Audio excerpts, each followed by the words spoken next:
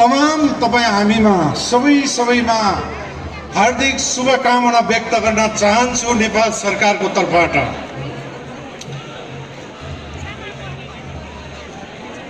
यस कार्यक्रमका अध्यक्ष एवं लामटाङ एफएमका अध्यक्षज्यू, संविधान सभाका सदस्यज्यू, संघीय संसदका पूर्व सदस्यहरू, प्रदेश सभाका मान्यज्यूहरू, जिल्ला समन्वय समितिका प्रमुख उपप्रमुख, यस उत्तर गया गाउँपालिकाका अध्यक्ष उपाध्यक्ष, बागमती प्रदेशका पर्यटन मन्त्रालयका सचिवज्यू,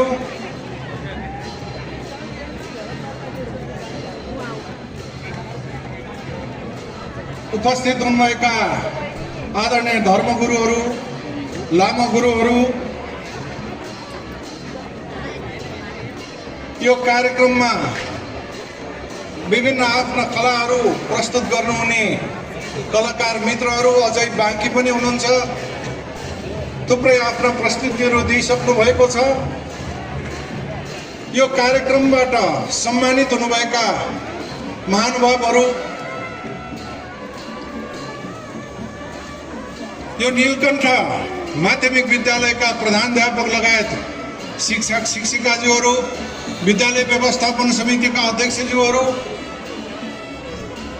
र यो आयोजना गर्ने सम्पूर्ण आयोजक मित्रहरू र यो आयोजनालाई गाउँ सरकार, यस गाउँपालिका र बागमती प्रदेश सरकारले जो उत्साहका साथ सहयोग गर्नुभयो, उहाँहरूलाई पनि म सम्मान व्यक्त गर्न चाहन्छु।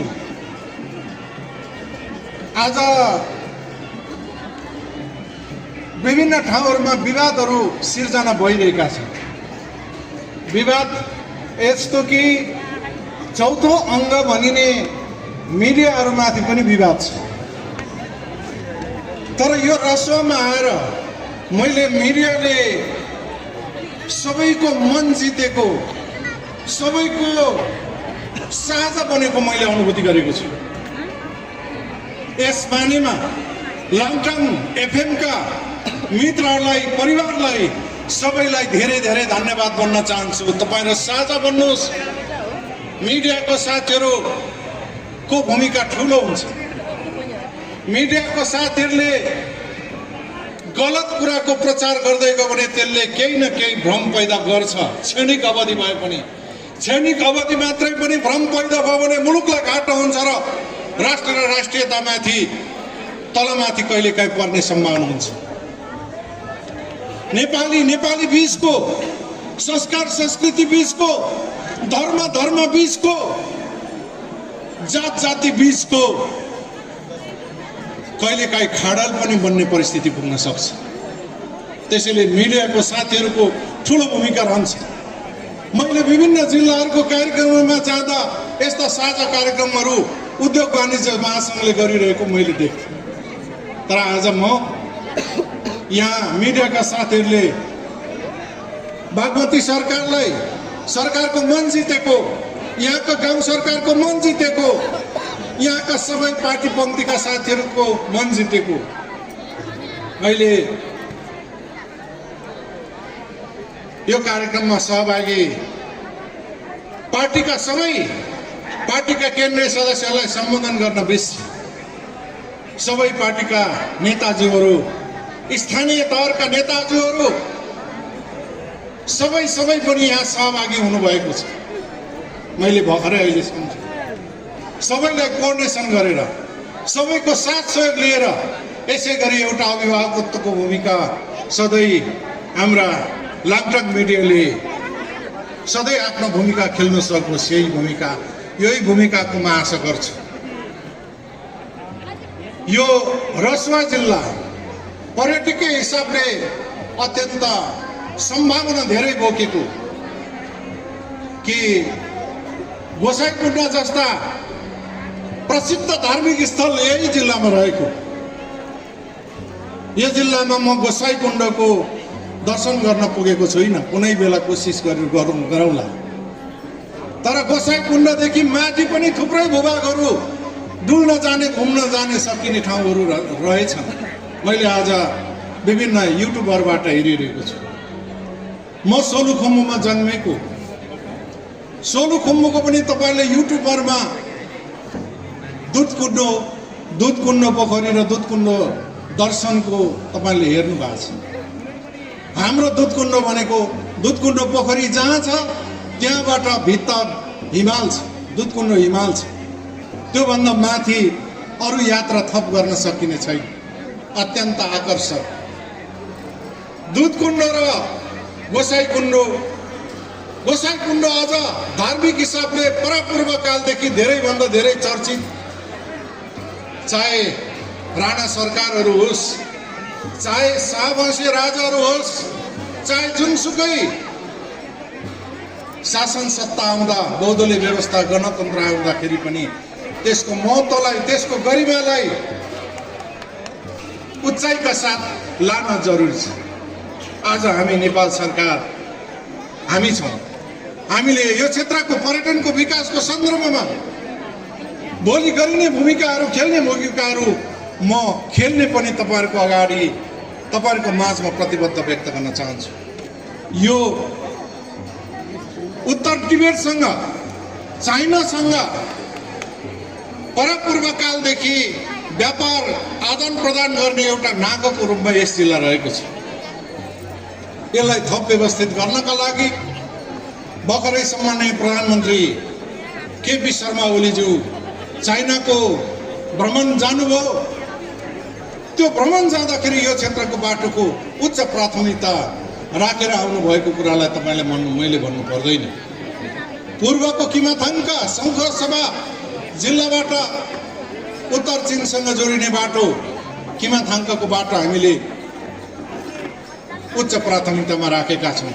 भर्खरै त्यसको ब्रेक थ्रु हामीले गरेको कुराहरू पनि केही तपाईँले सुन्नुभएको छ। केही दिन पछाडि हामी त्यसको उद्घाटन गर्नेछौँ।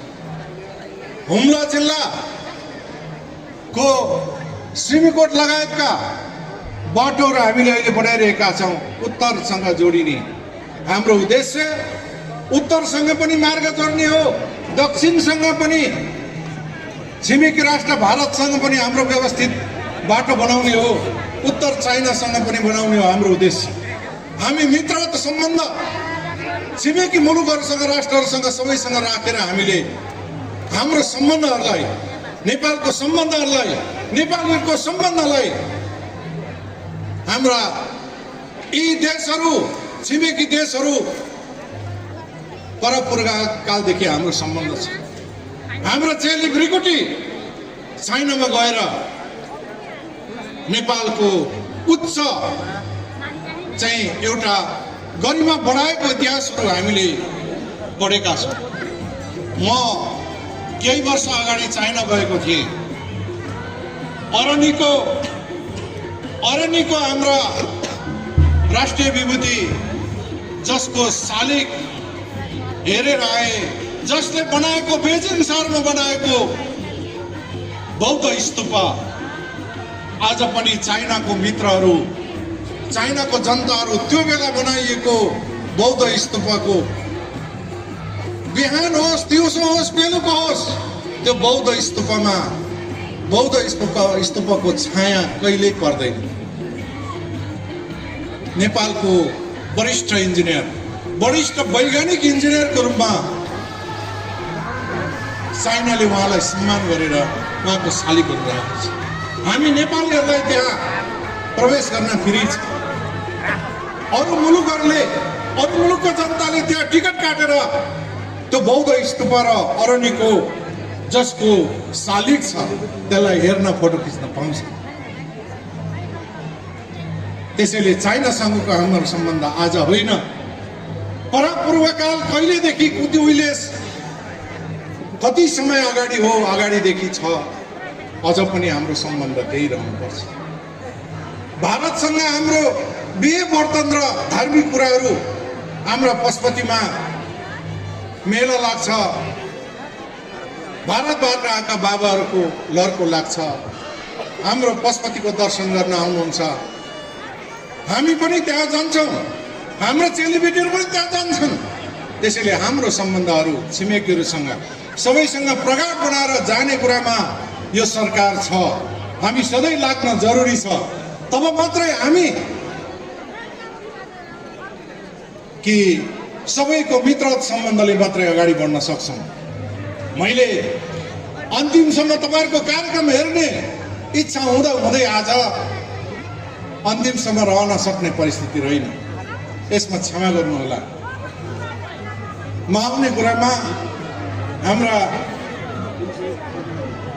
प्रेम तामाङजी, अशोक घिमिरेजी, समन्वय प्रमुख लगायतका साथीहरू, थुप्रै साथीहरू, पार्टीका साथीहरू लाग्नुभयो, अरू साथीहरू लाग्नुभयो र यो कार्यक्रममा आज आएर तपाईँ हामी एउटा देखादेख हेराहेर गर्ने एउटा अवसर जुट्यो।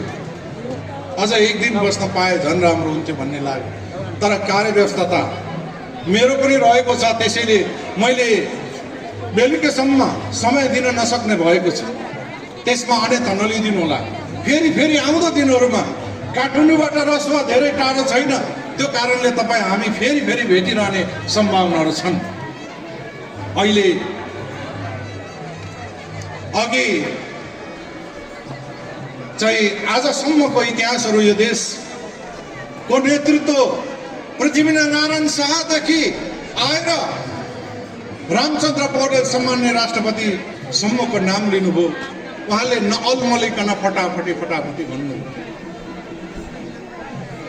हाम्रो देश साँच्चै वीरताको कथाका साथ यो ठाउँमा आएको छ। समय परिस्थिति चेन्ज हुँदै जान्छ, बदलिँदै जान्छ।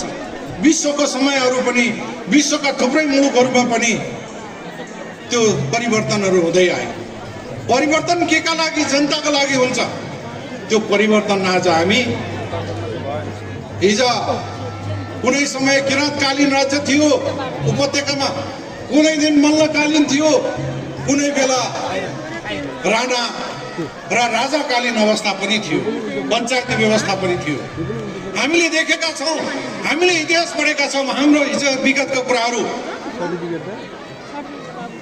श्रीमान मरेपछि श्रीमती त्यो आगोको लपकामा ज्वालोमा हाम फालेर मर्नुपर्ने कानुन पनि थिए। उसै श्रीमान बितेको छ, त्यही माथि श्रीमतीले त्यो आगोको लपकामाथि हाम फालेर मर्नुपर्ने त्यस्तो कानुन पनि थियो। त्यो कानुन समाजका लागि ठिक भएन भनेर सती प्रथाको अन्त्य भयो। आज त्यो सती प्रथा कहीँ फर्काउँछु भनेर फर्किन्छ र? कुनै समय राणा शासन थियो, मल्लकालीन थियो, किराँतकालीन राज्य थियो, त्यो फर्काएर फर्किन्छ र? जनताले एकचोटि अस्वीकार गरेर अग्रगमनमा गइसकेपछि कुनै व्यवस्था फर्केर आएको त्यहाँ छैन।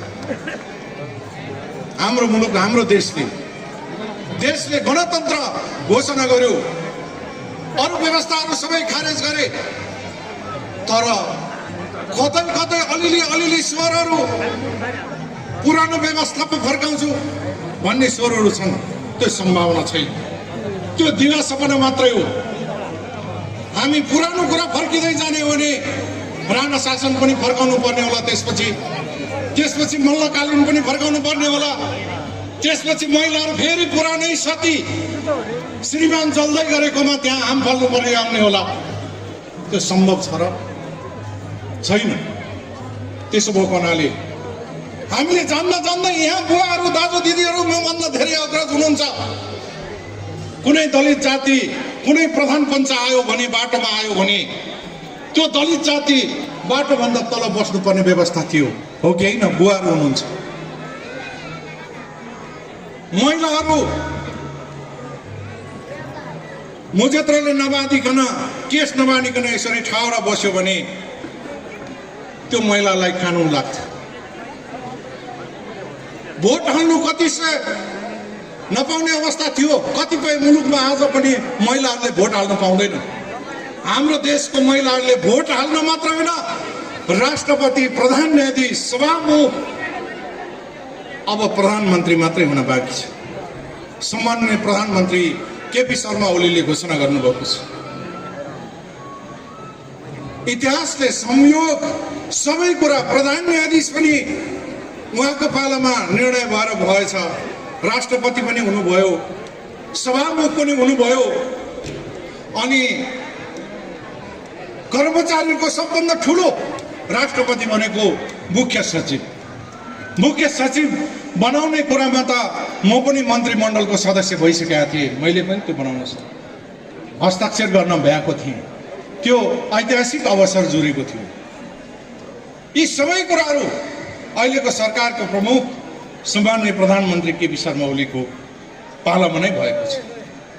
अब उहाँले एउटा वाचा गर्नुभएको छ, मेरो कार्यकाल, मेरो पालामा नै महिला राष्ट्रपति यो मुलुकको बनाउन मेरो इच्छा छ, मेरो चाहना छ। त्यो चाहना पूरा गर्न बाँकी छ। आज नारी दिवसको सन्दर्भमा तपाईँ दिदीबहिनी, चेलीबेटीहरूलाई, सबैलाई, आमाहरूलाई भन्न चाहन्छु, तपाईँहरूको नाति नातिना, बुहारीहरू, छोरीहरूलाई सम्भावना रहेसम्म राजनीतिमा बढाउनुहोस्। पढाइ लेखाइमा उच्च ठाउँमा पुर्याउनका लागि कोसिस गर्नुहोस्। असम्भव भन्ने कुरा हुँदैन भन्ने कुरा प्रश्न रहन्छ। त्यसैले म यिनै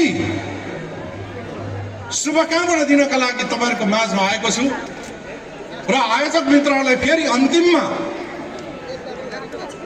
मलाई यहाँ ल्याउनका लागि जो साथीहरूले प्रयत्न गर्नुभयो, यहाँहरूलाई पनि धन्यवाद। आयोजक साथीहरूलाई धन्यवाद। विशेष गरी लाङटाङ एफएमले यसै गरी निष्पक्ष र सबैको भावना, सबैको मन जित्ने गरी आफ्नो भूमिका खेल्दै जानुस्। आज विश्वासको खरेडी कता कता लाग्न खोजेको समयमा यो अत्यन्त राम्रो काम भएको छ। यहाँ साझाको रूपमा मिडियाका साथीहरू देखा पर्नुभयो र मिडियाका साथीहरू, अन्य साथीहरू हुनुहुन्छ। यहाँले पनि सही यथार्थ वास्तविक कुराको सम्प्रेषण गर्ने कुरामा तपाईँहरूको पनि सधैँ जोस जागर, तपाईँहरूको एउटा इमान्दारी त बढोस्। यिनै शुभकामनाहरू दिँदै अन्तमा मलाई यो कार्यक्रममा निम्तो दिएर स्वागत सत्कार जसरी गर्नुभयो, यसका लागि धेरै धेरै धन्यवाद। मेरो टिमको तर्फबाट, मेरो टोलीको तर्फबाट, रक्षा मन्त्रालयको तर्फबाट, नेपाल सरकारको तर्फबाट व्यक्त गर्दै मेरो आफ्नो भनाइ अन्त्य गर्न चाहन्छु। नमस्कार, अभिवादन।